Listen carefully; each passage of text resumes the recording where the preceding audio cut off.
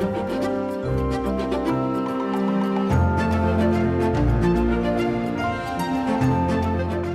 I didn't think we were going to get controversial, but here we are. World Heritage Site status. And a question that Dr. Takamitsu offered was, what do you think about living in a World Heritage City, or used to be a World Heritage City? Does it matter we've lost it? You know, it didn't mean anything anyway. That's a question that we can answer. We're now going to open it up to yourselves. We want to try and do this so that you can ask questions of Carmel and Anna. So I'm hoping we're going to see them. Yes, we are. We can see you again. So let's begin by asking questions. See if you've got any questions here. Feel free to ask a question directly of a particular member of the panel or of our guests from Porto. So I'm going to, have we got anything online? Yeah. Nothing online yet. Diana, do you want to?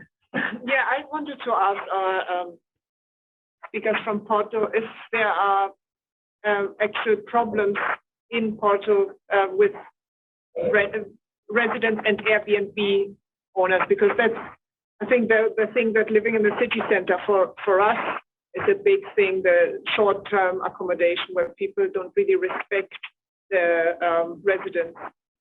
Okay, did you hear that, Carmel? Could you hear that question?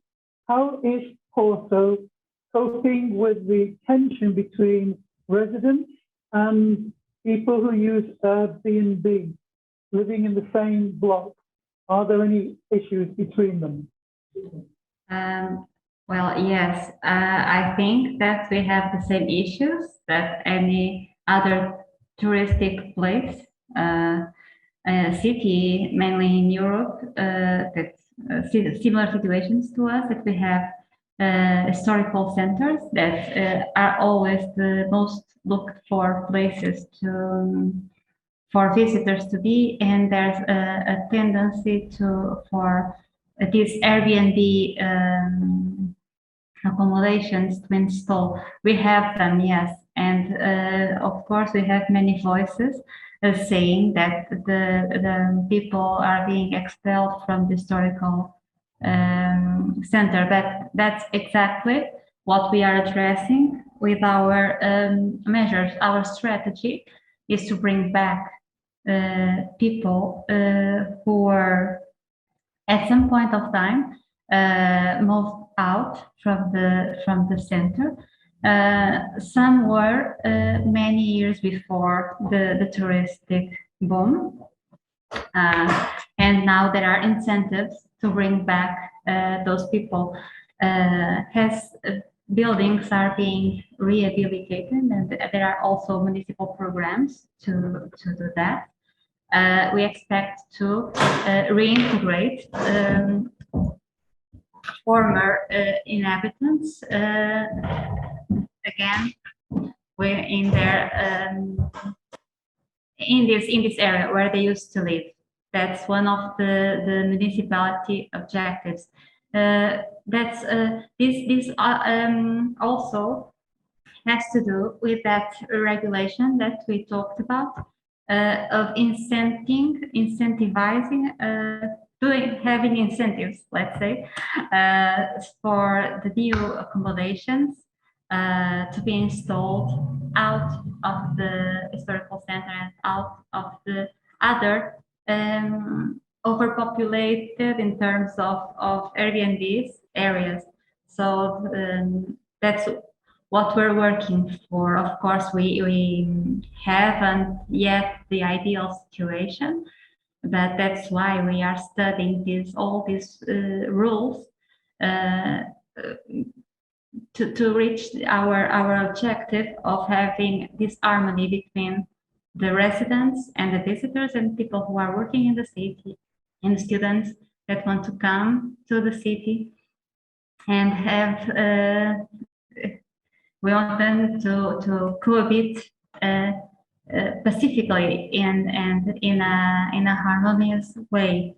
So this is how it is. We have those issues. That's why we are implementing some of the measures that we mentioned in the presentation, and also others that we didn't bring here because it would be too exhaustive. But yeah. I'm going to Let me. if that's okay. Oh yeah. I'm sorry, I'm hearing with a lot of feedback. We had some feedback there. Apologies for that. I think we heard very clearly that you have similar problems, but it's on the agenda and you're addressing it. You're trying to rehabilitate former residents, people who have been priced out coming back in to the city centre, and you're trying to control the way in which Airbnb is impacting on the residential economy. So it's good it's on your agenda and it's good that you're dealing with it. I've got another question here from Martin Hudson, who's a LGMU lecturer, researcher, local resident and qualified tour guide. He's watching this. Porto mentioned their sustainability and maintenance plan for the historic centre, the heritage part of the city. Does Liverpool have such a plan? Because this is something which was asked for by UNESCO back in 2010, but we don't need to be bothered about UNESCO anymore, do we? Does Liverpool have any plan for sustainability and maintenance in its tourism offer, in its city centre particularly? Yeah, well, just in terms of UNESCO, and let me come back on that first of all. So, I mean, obviously it was huge disappointment to lose status. I've tried to be quite positive about it in the sense as well, because we are, we've still got a lot to offer. We are an identity and a brand in itself. But just on that point, we have just recently appointed Alan Smith, who's the head of heritage preservation and development, and that's one of the areas that we are going to be looking at in terms of preservation and also bringing back into use some of our heritage assets. So just take, for example, because we know that one of our unique selling points is our how beautiful the city is and those assets. But there are areas where I believe we could have done a lot better. Put it that way. Take, for example, Stebble Fountain, outside St George's Hall on William Brown Street. It's been left for years and years and years, nothing being done about it. We are now looking into, we've got a new set direction, looking into actually finding funds and streams and using specific funds to bring that back to life. I think for us, yes, we've lost the status, but actually, certainly for the new leadership in the city, it's a way for us to show actually this is what we're serious about heritage in the city. We really, really are.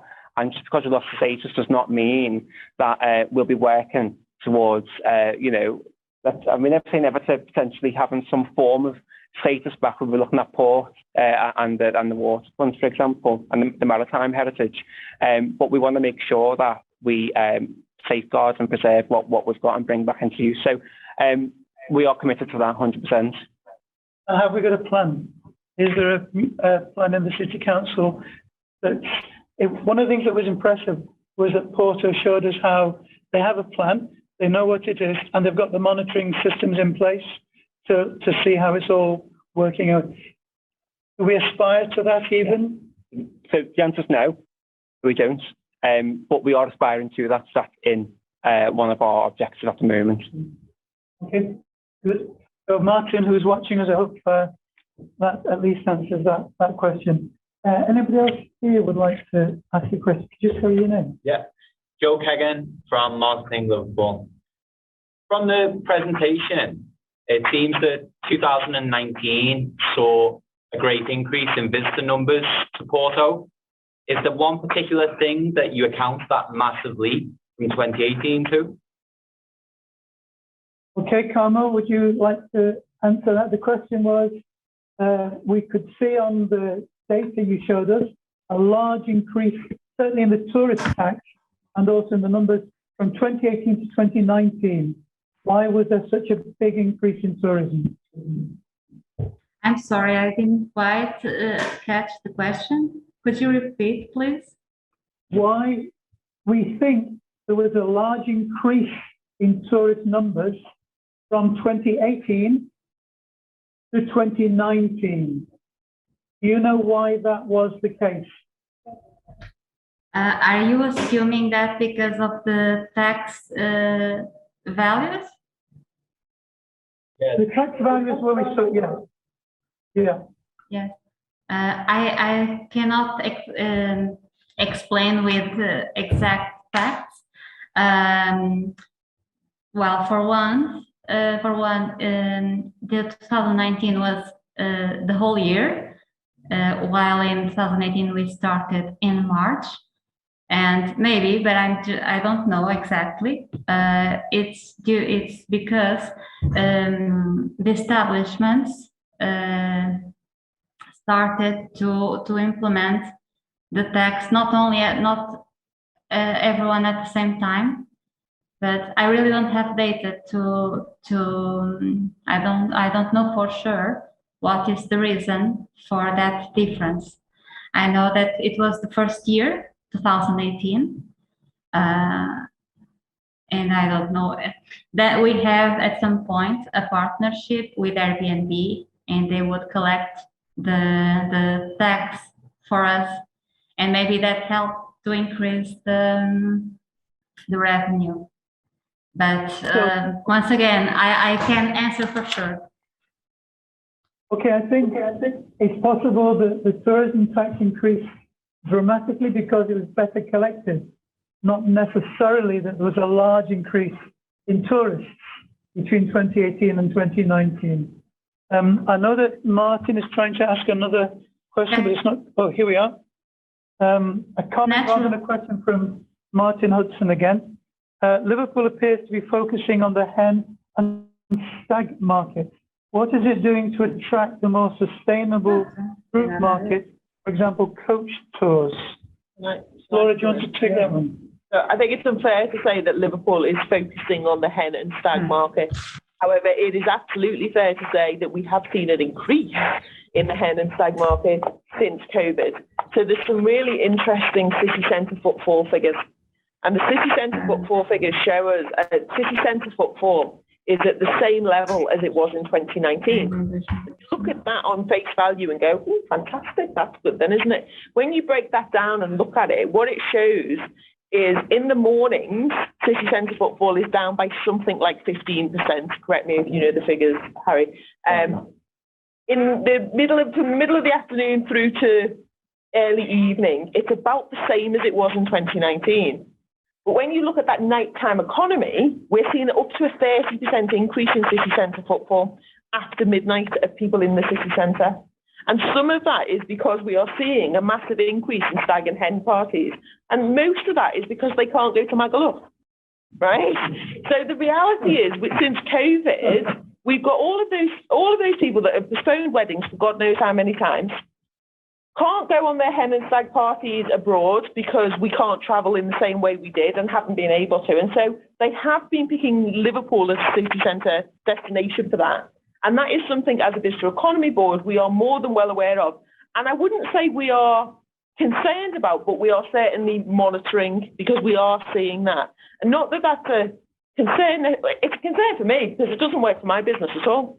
People being here after midnight is no good for the museums whatsoever. I want them here in the middle of the day.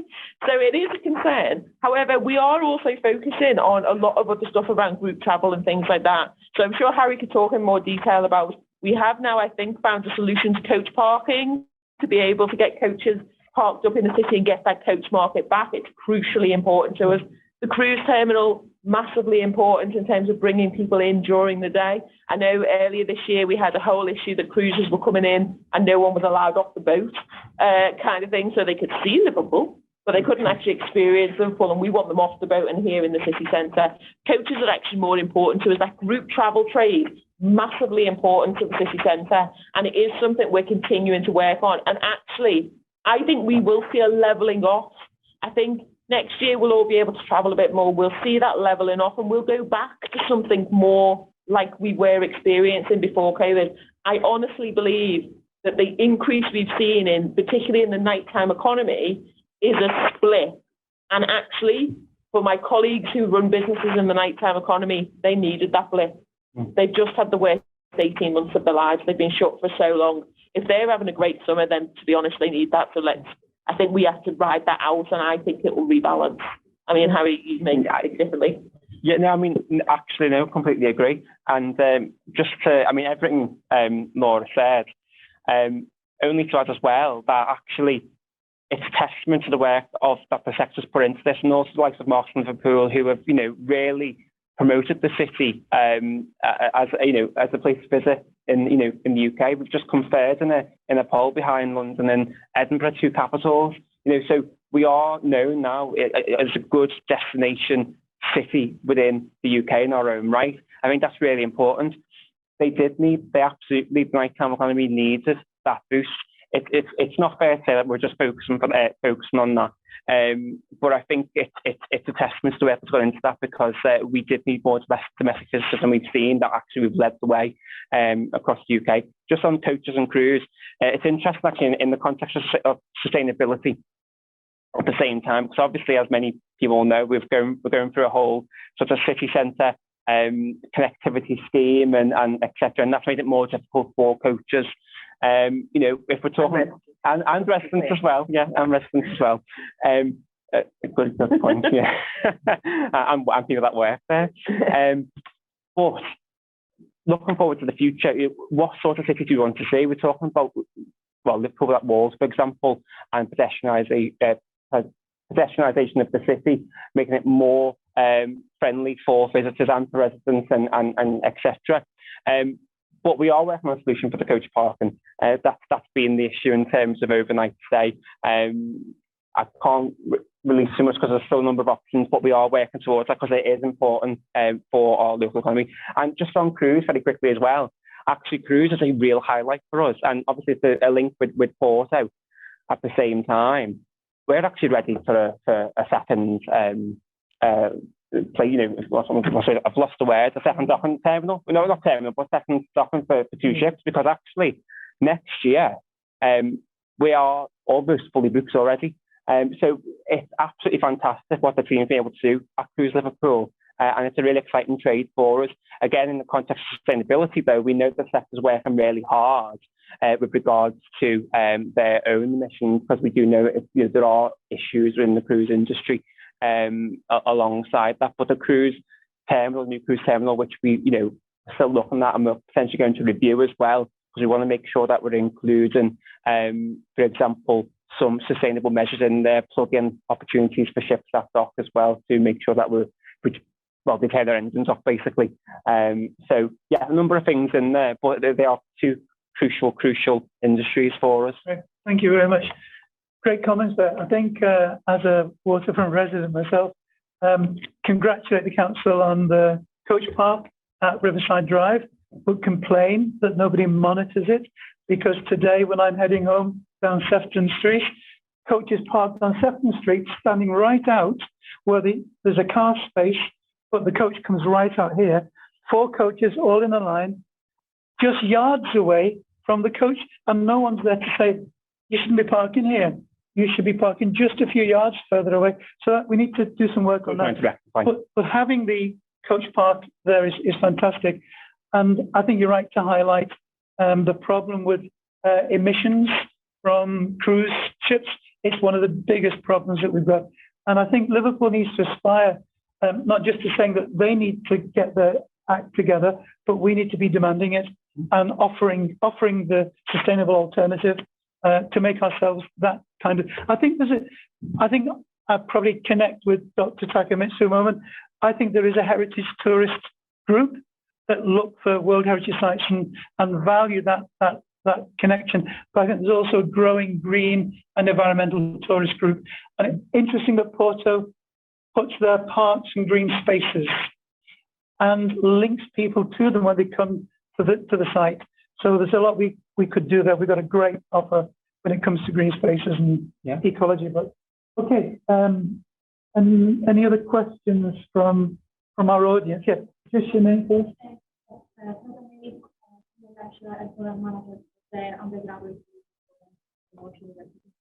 My question is actually related to tourism and tourist sports. I was just wondering, and sorry if you said it and I missed it, but I was just wondering whether Liverpool is going to be a hub port or a port of port. In other words, are tourists going to stop there and like for the night, or just, for example, like starting fuels and then go, because that will make a huge difference if like tourists actually spend the night in Liverpool or they're actually going back. Yeah, no, they do. So through this season as well, we have actually had cruisers stay overnight. They are mainly port to calls, but for example, I know we had MSC cruisers as well. They had to stay a couple of nights because they had issues with Glasgow. They wouldn't let them in. But that's why I raised the issue around, because of course when they're staying overnight, it doesn't happen often, but when they do stay overnight, obviously they've got their engines running, which is an issue for us, which is why I mentioned before, we're re-looking at the cruise terminal plans to ensure that if, there's lots of different examples across the globe of where cruise and port cities have been able to actually provide sustainable measures. So, for example, plug-in options, but obviously not all cruise ships are able to do that. We've got a lot of older fleet of cruises that dock in the city. For example, Fred Olsen cruises, they don't have those plug-in options, but the newer fleet of cruise do have that option. So I think it's important for us from that aspect to make sure the option's there for that plug-in option. Okay, I've got a question from Andrew, who's online, asking, and this is a question for Carmel in Porto. I hope you can hear me clearly and understand the question. Does Porto experience a tension between the historic UNESCO World Heritage Site Centre and new development? Is there a tension between preserving, maintaining your heritage and the demand of new development? How is it managed? And how do the residents feel about the historic centre and the protections that UNESCO demands that you have? Do you understand the question? Yes, yes, I think so. Well, I don't know. We don't think there is a tension between the preservation of the historical center and new developments, because mostly the construction and rehabilitation occurring in the historical center is for preserving the existing buildings. Of course, there are always some contemporaneity and modernity addition, but they have to fulfill all the requirements, and it is submitted to a license process. So they have to fulfill with every rule which exists to preserve the UNESCO site. So no out of the box let me put it in another way. The new developments that we mentioned occur, the new construction, the new infrastructures, or the reconversion of the infrastructures. If we take by example the market of Pulhão, well, it has preserved all the original architecture. So it's being renovated and it's being modernized, but maintaining all its original characteristics. And I think we don't have a study about that, but I think that there is something that the population appreciates because they are very proud of this, of being a UNESCO site. So we have this, also we have this management and sustainability plan for the historical center, which is very rigorous with everything that can and cannot be done within the demarcated area of the UNESCO. Thank you very much. Sorry, can I just come in there on that point? Sure.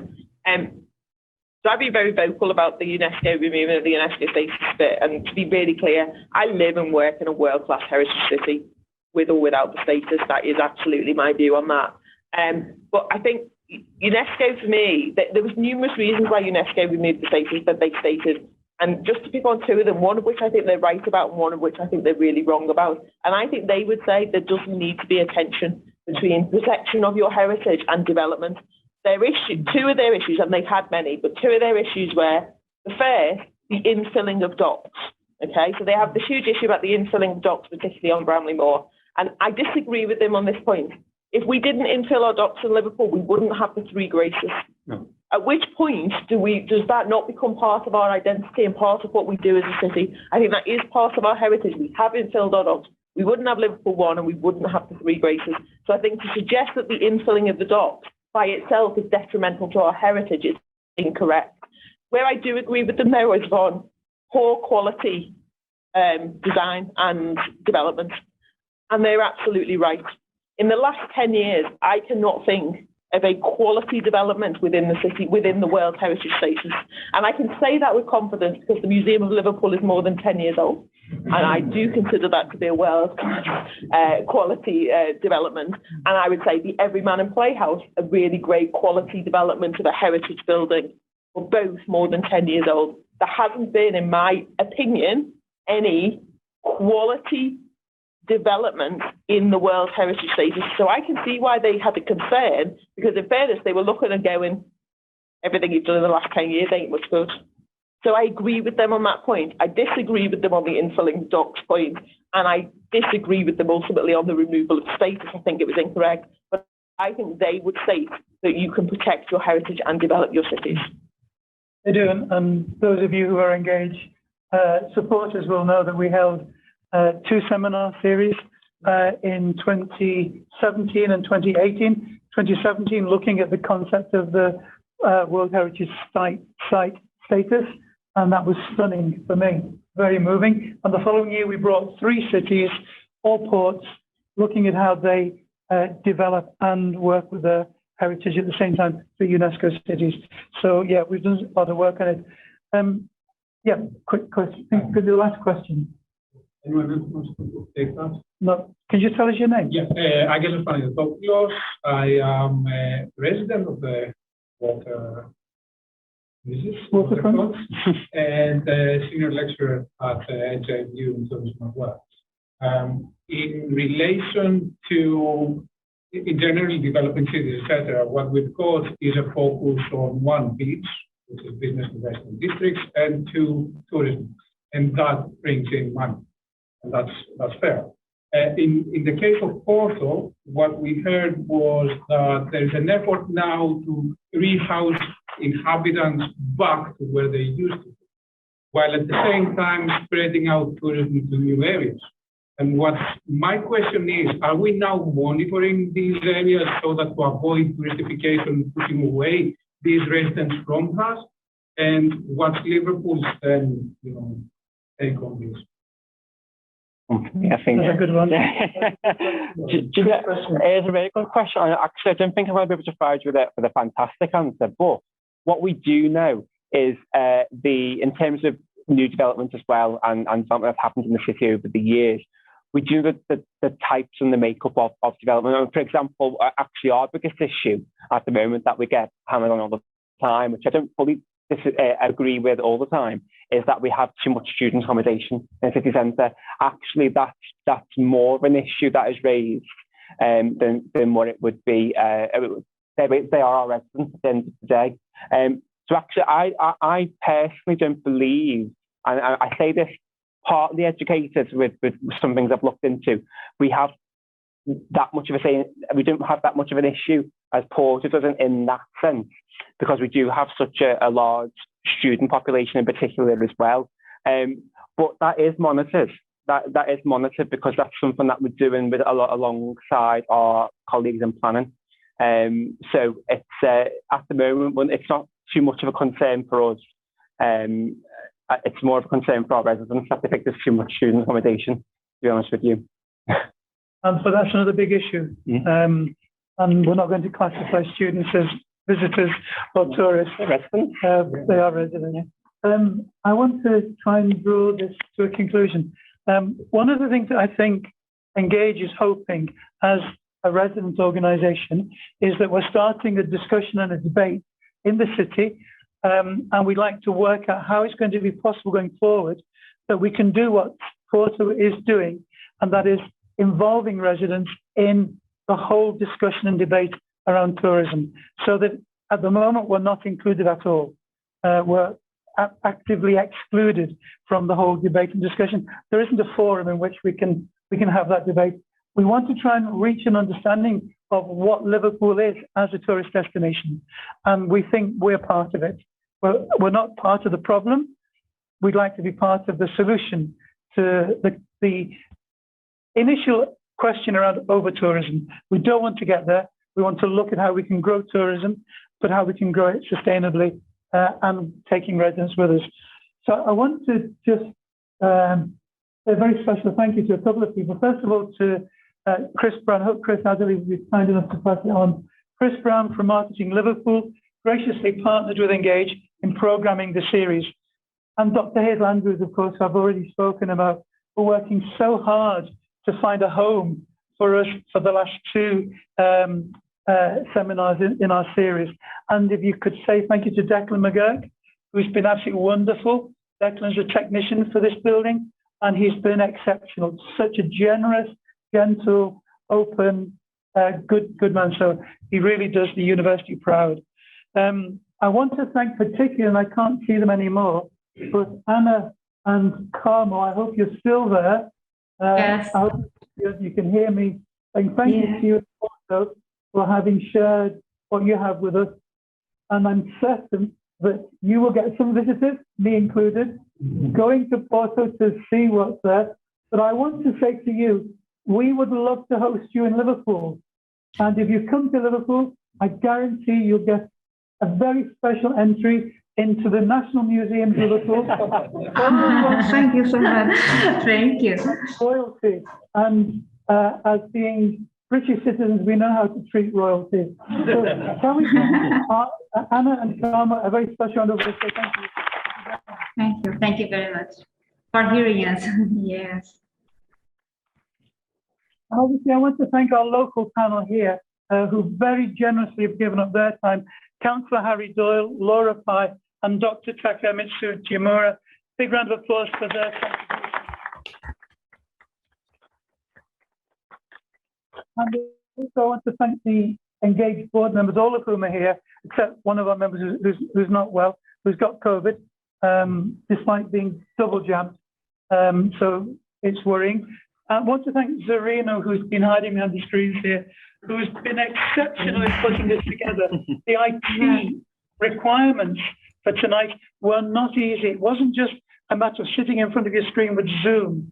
We've got a number of cameras, bringing people in from another country, getting the sound right. It's been very stressful. And a special round of applause is in.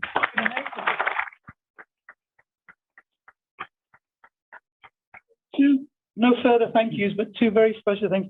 No visitor economy business was able to sponsor the seminar series. So we're completely dependent upon your donations and our own reserves to make this happen. In that regard, your feedback is essential for us. You've all had one of these on your sheet. And if somebody engaged board would like to take this pens around so that everyone gets a pen on the back table there, that would be very helpful. Please fill it in. We'd like to make sure that that you do that. You won't be allowed out that door. Someone's going to stand by that door. She won't let you out until you hand in the completed form.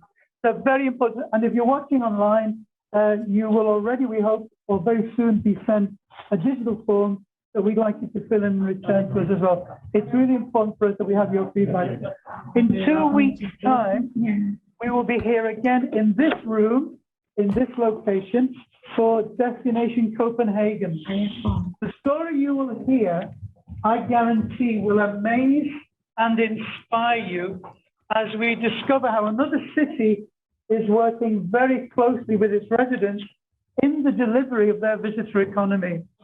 On the local panel next time, we have the Mayor of Liverpool, Joanne Anderson, Colgan, who is the Director of Culture Liverpool, and Dr. Hazel Andrews, who's been very kind to be sitting here with us tonight, who is the Reader in Tourism at LJMU. Thank you to all of you.